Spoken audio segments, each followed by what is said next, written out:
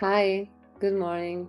Today we have a very special guest, Ricardo Lima, a mortgage expert, to talk about a program that is helping many people in our community become homeowners, the Hometown Heroes program. Yeah, that's right. This program could offer you real financial help with your home purchase, especially here in Miami and Broward.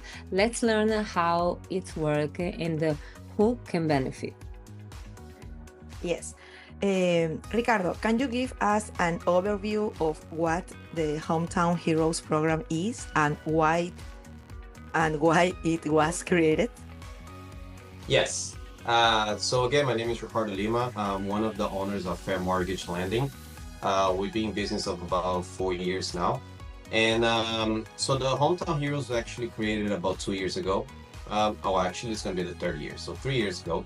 Initially, it was only for medical teachers and other specific careers that will be qualified for this loan. However, it was a huge success that they actually open up to everybody.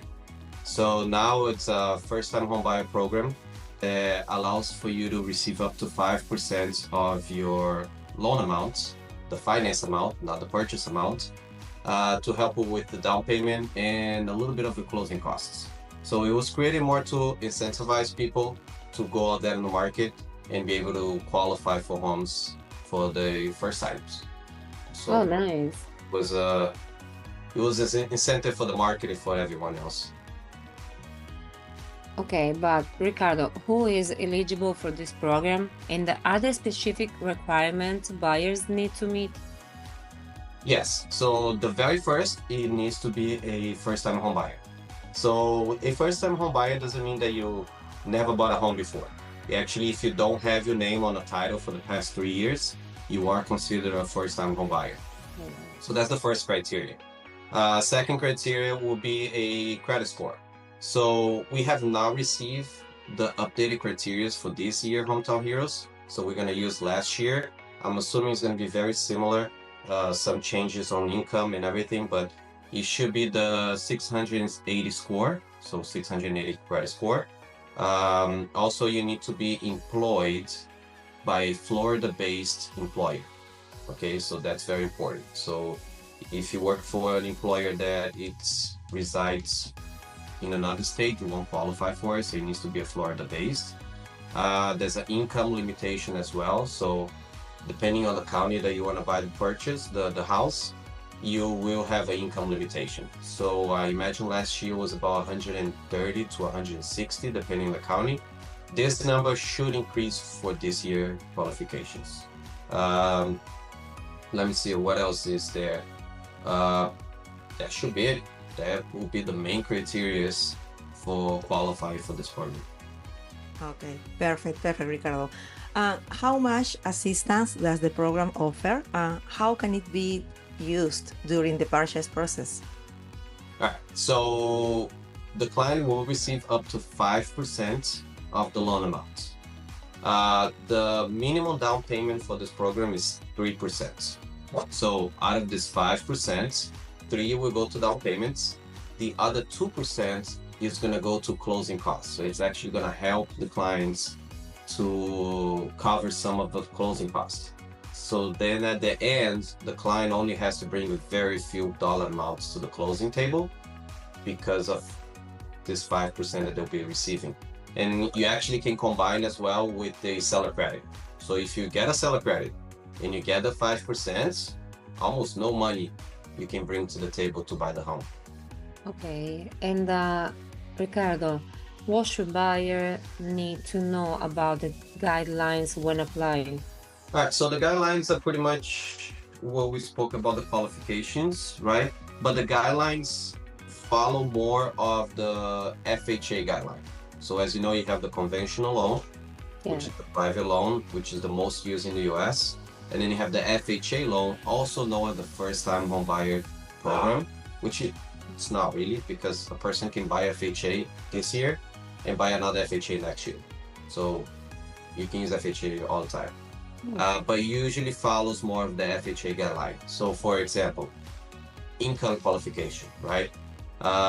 If the person is self-employed we will then use the last 2 years of tax returns, right?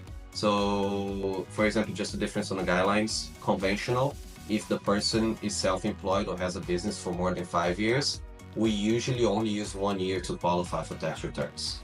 For the FHA, which also follow Hometown Heroes, is 2 years. So then we have to get 2 years of tax returns, do the average for the income, and that will be the income qualification for this program. So it's a little more conservative than conventional. It does use more documentations to qualify, but that's one example, right? So it follows FHA guidelines and not conventional guidelines. So just a little more bureaucratic, let's say. Oh, nice, interesting. Yes. Yes. Ricardo, and what is the first step someone should take if they are interested? And how can a mortgage broker like you support them through the process? All right. So actually, that's amazing question. Why? Because the funds are limited, right? So how do we secure the money for the clients? We can only secure the money once the client is on the contract and we lock the interest rates.